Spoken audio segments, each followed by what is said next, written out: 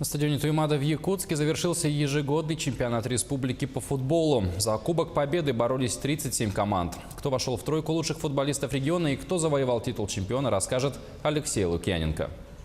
Футбольный сезон на стадионе Туймада открыт. Кубок Победы традиционно приурочивает к празднованию 9 мая. Сам кубок переходящий. Но та команда, которая сумеет отстоять свой чемпионский титул в течение 3 лет подряд, сможет забрать трофей на вечное хранение. Мы в чемпионате города участвуем 3-й год.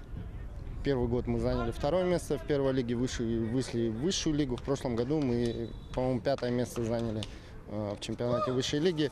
В этом году решили участвовать на турнире, посвященном Дню Победы.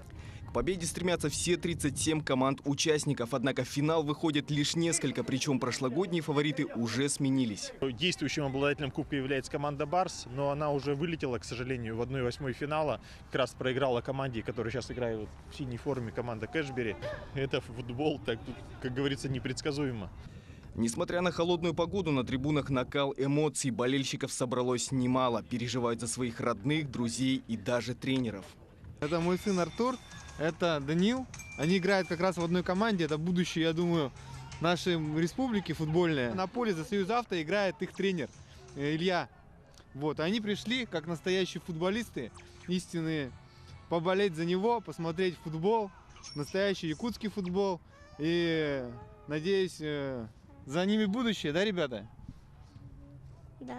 По итогам турнира 3-ю ступень пьедестала завоевала команда «Наукат-Сити». Сразиться за 1-е место посчастливилось команде «Кэшбери», которым не хватило буквально немного, и они заняли почетное 2-е место, уступив победу со счетом 3-2 команде «Союз Авто».